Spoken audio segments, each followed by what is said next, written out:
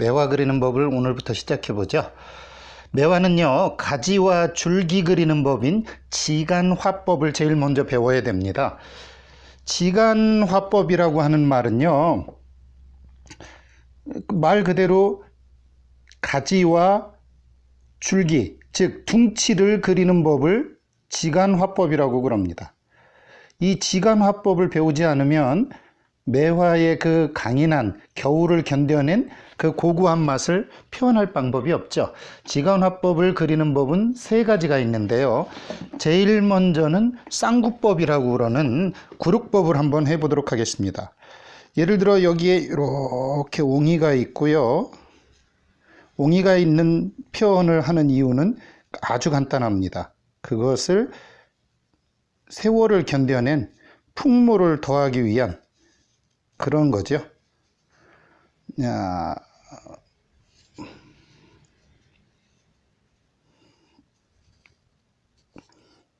이렇게 하는 이것을 뭐라고 하느냐? 쌍구법이라고 그러면서 동시에 우리는 이걸 구룩법이라고 배웠죠. 구룩법으로 이 지간을 그리는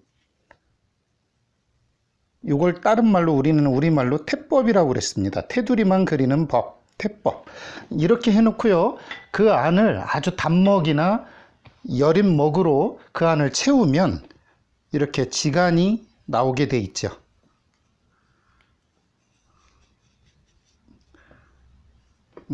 이것을 첫 번째 쌍구법이고요. 두 번째는 몰골법인데요. 몰골법은 말 그대로 단필몰골과 양필몰골이 있습니다. 단필몰골은 뭐냐면 둥치를 그림에 있어 이렇게 해서 한 붓으로 한 번에 쫙 그리는 것을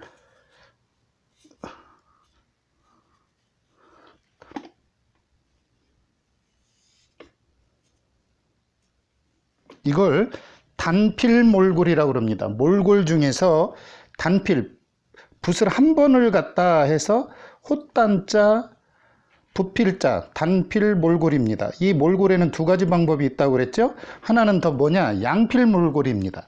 양필몰골은 말 그대로 좀 두껍고 큰 매화를 그리기에 좋겠죠. 이렇게 내려오면서 붓을 한 번 더 올라가면서 붓을 아주 과감하게 이렇게 둥치를 만들어 줍니다. 그러면서 붓을 쫙씩 뽑아내면 이것은 좀 더 큰 매화 둥치를 그리기에 더 적합하겠죠.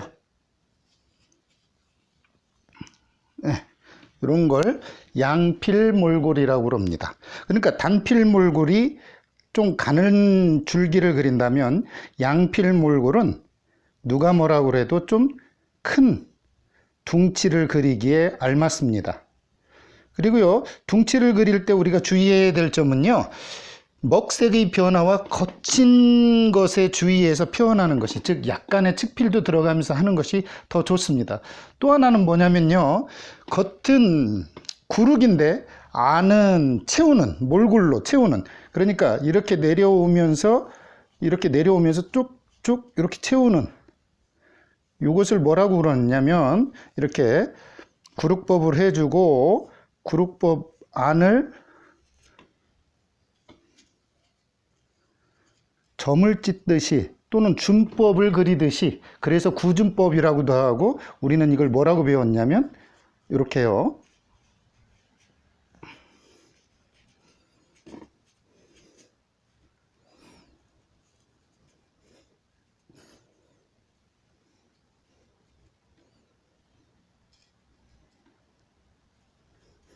네, 이걸 뭐라고 배웠냐면 태점법이라고 그래서요.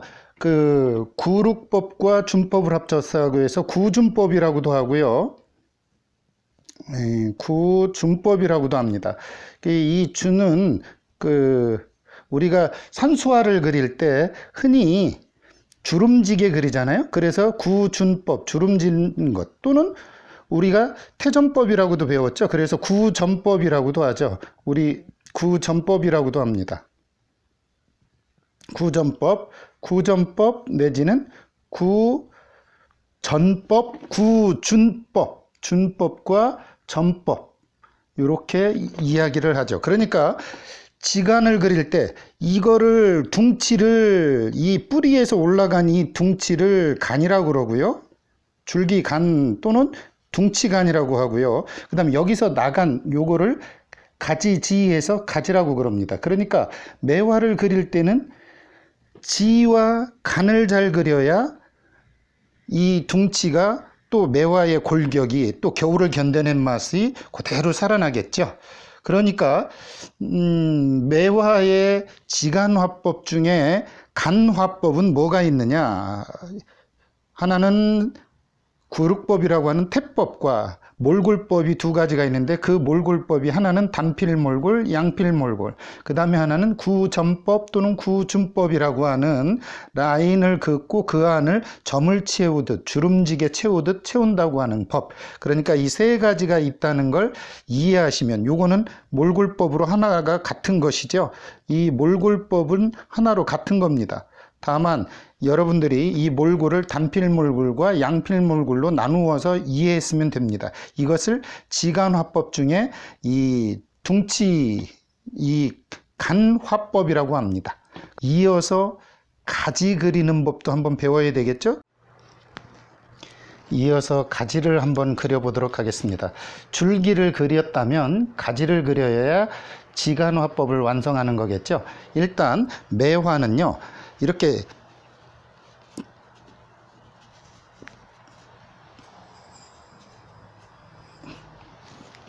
줄기가 이렇게 있으면 가지는 새로이 나는 가지는 3개가 납니다.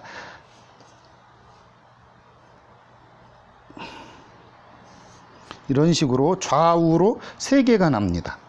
그러니까 이 중에 3개가 셋 중에 어떤 거는 죽고 다시 그것이 또 줄기가 되어서 거기에서 또 간이 나옵니다. 이렇게 간이.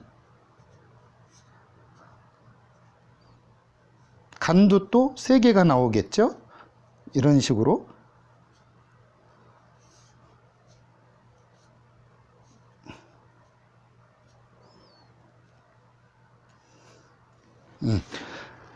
보면 이 가지를 그리는 법은 계집여자나 아니면 Y자 형태로 할 때 주의하라고 그러는데요. 그 이야기가 무슨 얘기냐면 가지를 이렇게 그려 나갈 때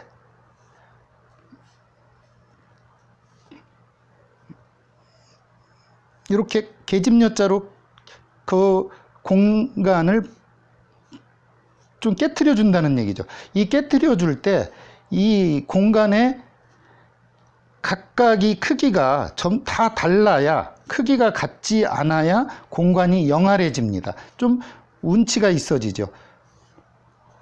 이렇게. 그리고 가지를 그리는 법 중에 옛날 화법 이론 중에 이 가지의 끝을 초라고 그러는데 이 가지초에 초건이라고 그래서 가지는 굳건하게 그려라 라는 말이 있습니다. 이 줄기는 뭐라고 그리느냐? 예로부터 채는 고하게 그려라 그랬어요. 즉, 이 둥치는 마르게 그려라.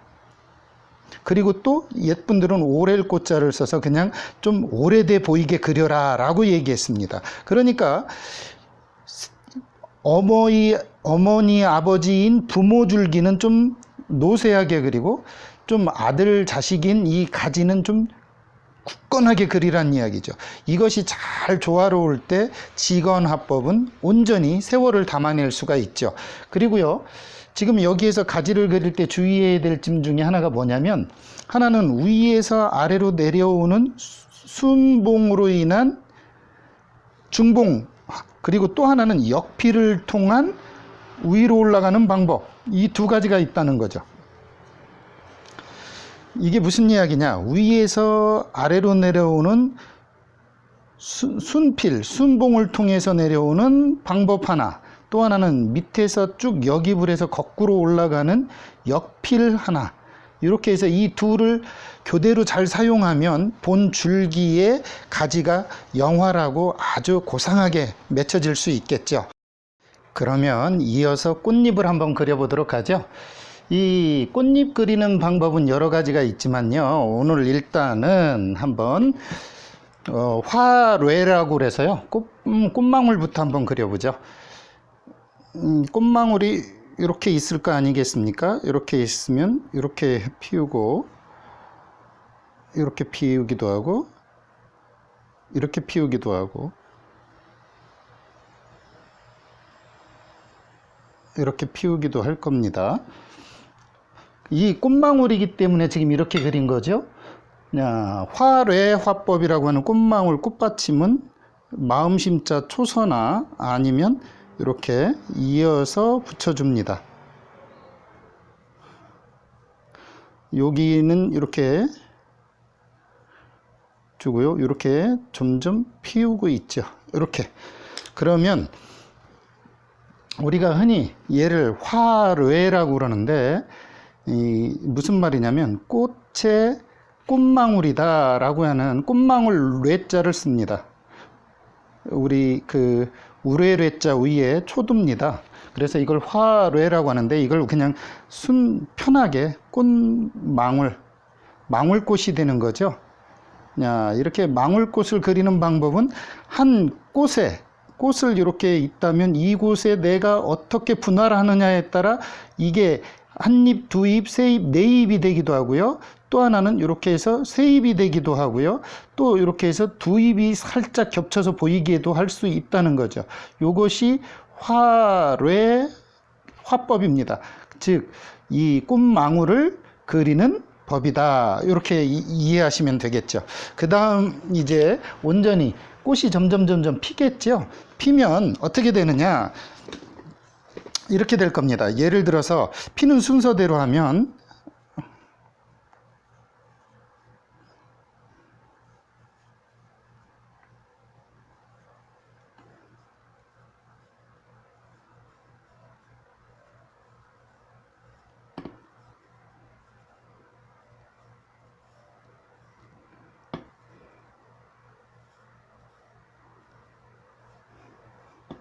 이렇게 될 겁니다.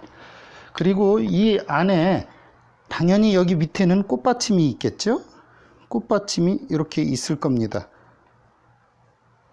우리는 이걸 꽃받침 악자를 써서 화학이라고 하는데 이렇게 있을 겁니다. 그런데 중요한 건 이렇게 그리는 순서대로 여기는 아직 미개, 피지 않은 거죠. 안일미자에 필개자입니다. 미개에서 장개를 거쳐 만개가 되겠죠. 활짝 폈습니다. 이 만개까지 가는 과정 중에 꼭 5잎이 중요하진 않습니다. 왜냐하면 꽃겸 매화도 있고 여러 겹, 복겹도 있는데 중요한 건 매화잎이 어떤 건 4개도 되고 어떤 건 6개도 있고 어떤 건 10개가 넘는 것도 있어요. 그런데도 불구하고 5잎을 귀히 여기든 오행사상 때문에 이렇게 표현한 거지 이것 자체가 꼭 정해져 있는 건 아닙니다.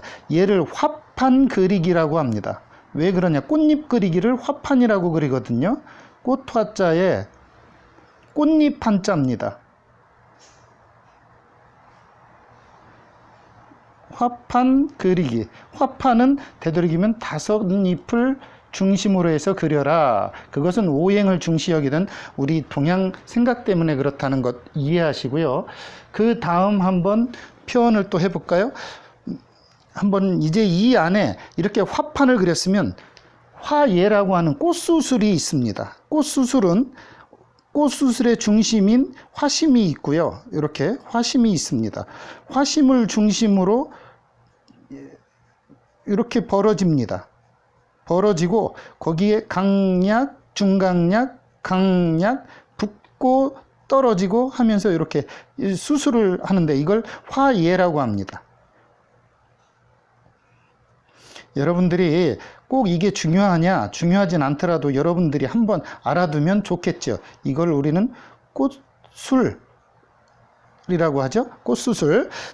그러면 이 꽃술을 그 안에다 붙이면 이제 완전한 형태의 그림이 나옵니다. 한번 해보도록 하겠습니다.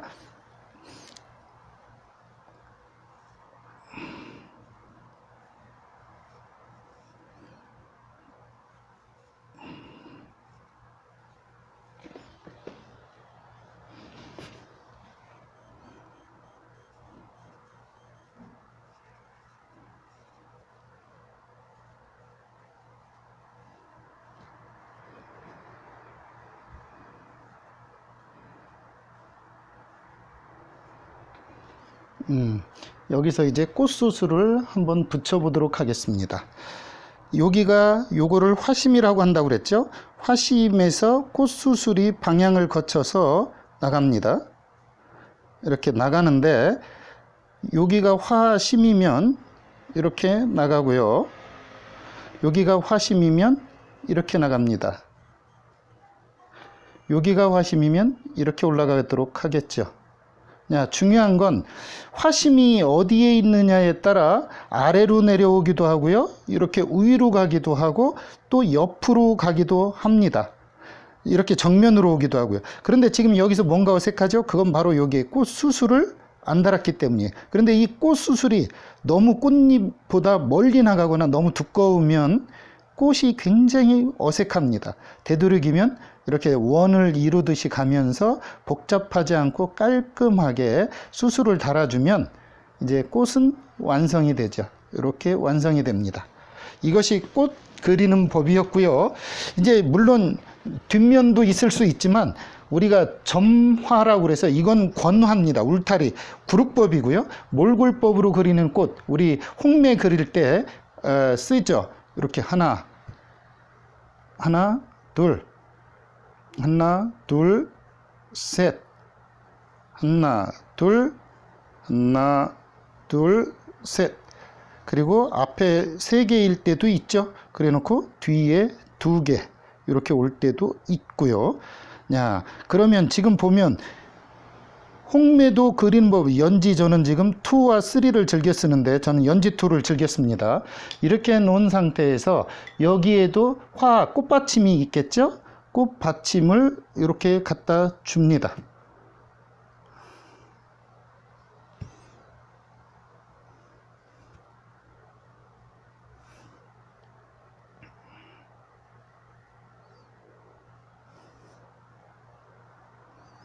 그래 놓고 여기서 꽃 수술이 좀 나왔다고 치면 이렇게 홍매화가 되겠죠. 화심을 잡아주고 그 다음에 수술을 달아줍니다.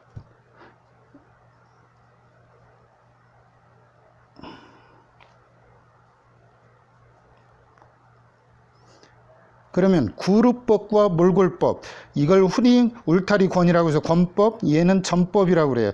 점매화라는 얘기죠. 이것뿐만 아니라 밤에 피는 야매는요, 그냥 흔히 단목을 써서 우리 그 청목, 당목, 농목, 중목, 초목 배웠죠? 그 단목을 써서 그냥 이렇게 그립니다. 이거는 밤에 피는 야매를 그릴 때 흔히 쓰는 법입니다.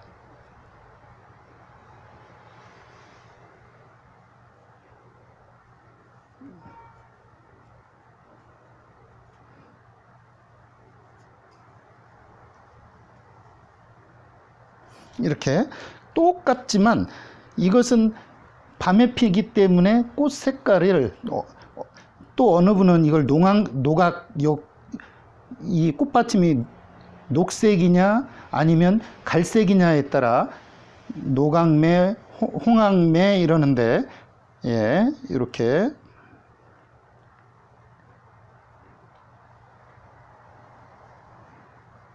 해놓으면 똑같은 방법으로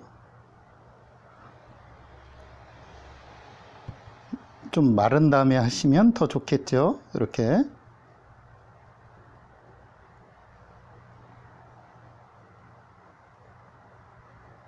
이거를 흔히 홍매 화법이라고 그러고요. 요거는 야매, 밤에 피는 매화다 해서 야매화법이라고 합니다. 오늘 이 꽃 그리기를 여러분들이 연습을 많이 해야 좀 매화를 잘 그릴 수 있겠죠. 일단 꽃잎은 이렇게 좀 담색으로 그리고요. 꽃수술과 꽃받침은 좀 진한 녹목을 쓴다는 것 잊지 마시기 바랍니다. 그럼 이어서 완성작 한번 해보도록 하죠. 일단 매화 둥치를 해야 되겠죠. 매화 둥치는 거칠면서 좀 세월을 가질 수 있도록 좀 거칠게 그리고요.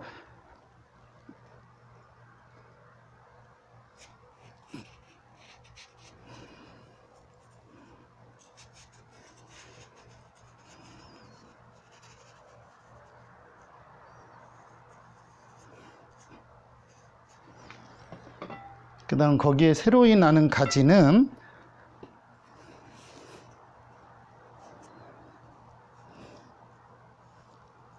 좀 강하게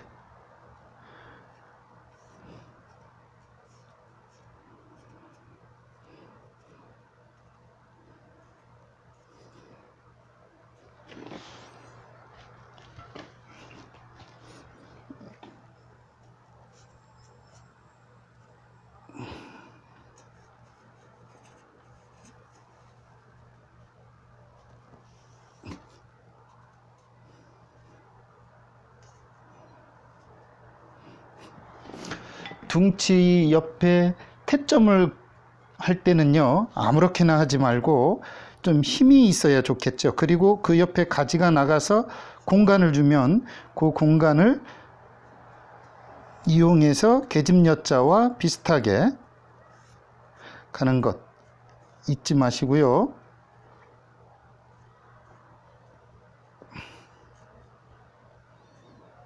일단 이렇게 한번 해보도록 하겠습니다.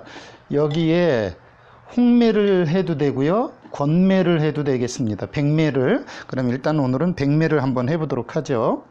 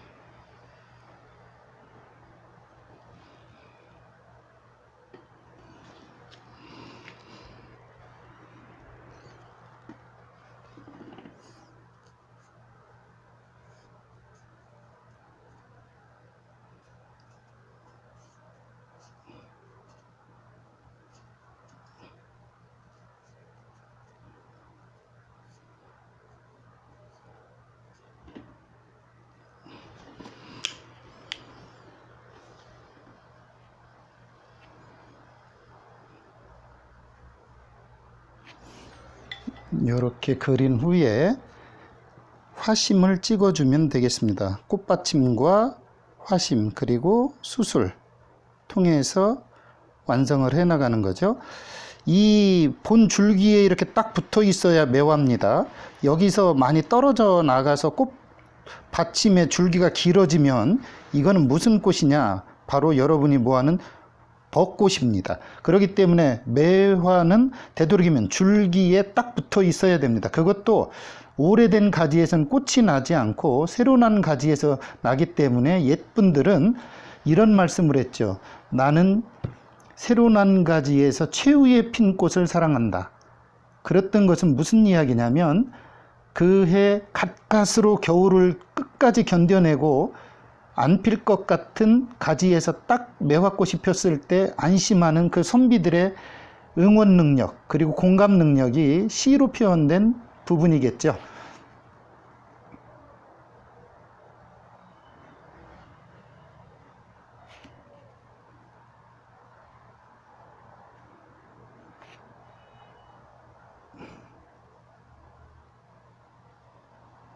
이렇게 해놓고요. 매화는 태점을 찍는 게 중요합니다.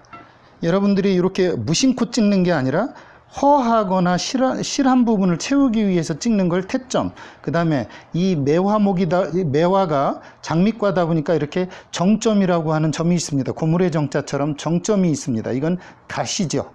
이렇게 이렇게 하면 완성작이 되겠습니다. 이어서 홍매화를 한번 그려보도록 할까요? 홍매화는 점법으로 그리는 매화꽃이 되겠죠? 한번 그려보도록 하겠습니다.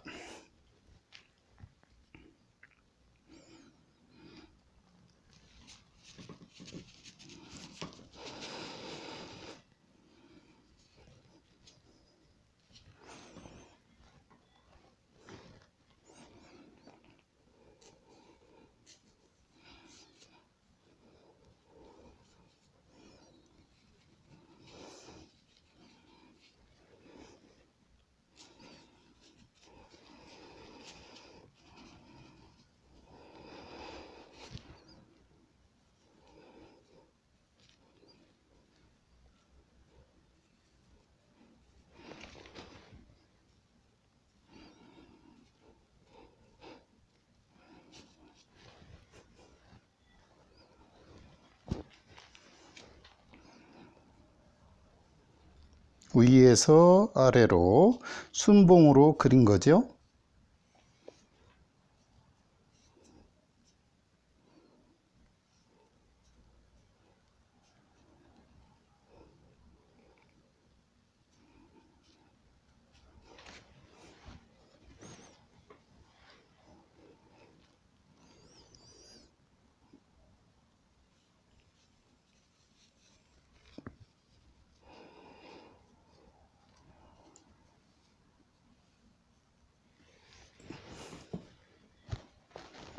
이렇게 가지가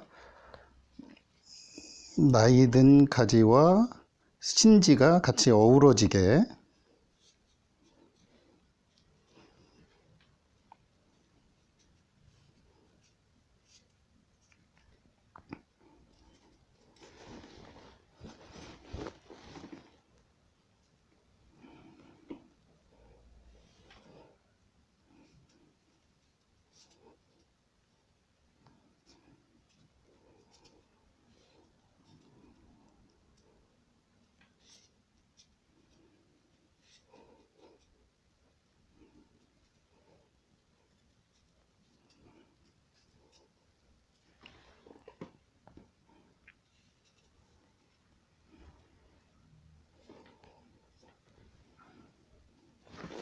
이렇게 그려주고요. 노간과 신지를 이렇게 그린 상태에서 홍매화를 붙여보도록 하겠습니다. 너무 많이 붙이지는 말고요. 꽃이 크면 둥치가 작아 보이고요. 둥치가 크더라도 꽃을 크게 하면 둥치가 커 보이질 않습니다. 그렇기 때문에 꽃은 내가 둥치를 얼마나 크게 할 것인가 라는 걸 생각하고서 꽃의 크기를 결정하는 게 중요하겠죠.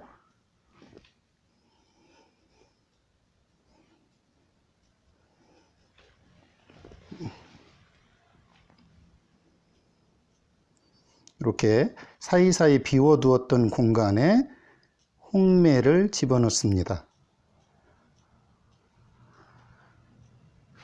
되도록이면 신지에서 꽃이 나고 노간에선 안 피운다고 그랬죠. 그 이유는요, 신지가 피고 거기에서 꽃망울이 매달리기 때문에 그렇습니다.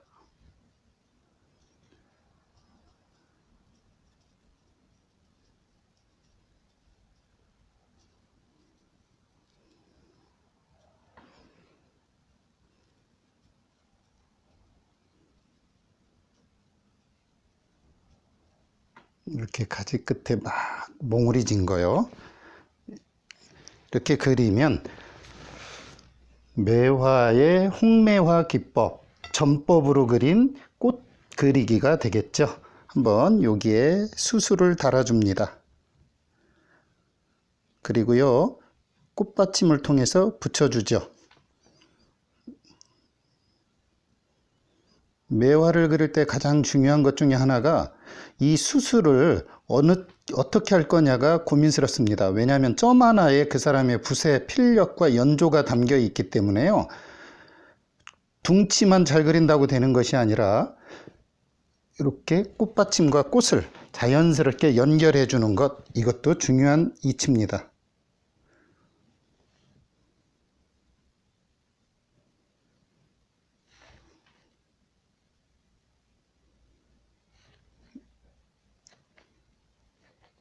이 꽃수술 안에 노란색을 표현해 주기도 하고요. 꽃받침의 색깔을 청학이면 녹색 계열을 좀 해주고, 노각이나 청학이면, 그러나 밑에 받침 색깔에 젓갈색을 해주면 꽃받침의 색이 더 선명해지겠죠.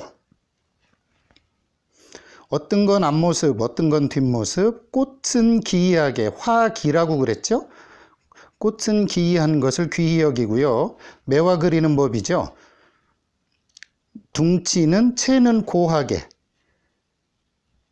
마르거나 오래 예스럽게 보이게 그리고, 꽃은 그렇고요. 가지는 초건, 아주 굳건하게, 신지는 그렇게 하라고 그랬죠.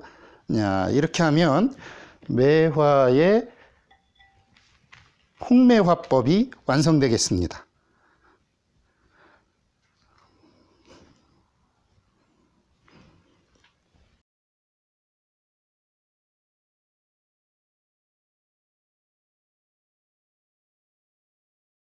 여기까지입니다.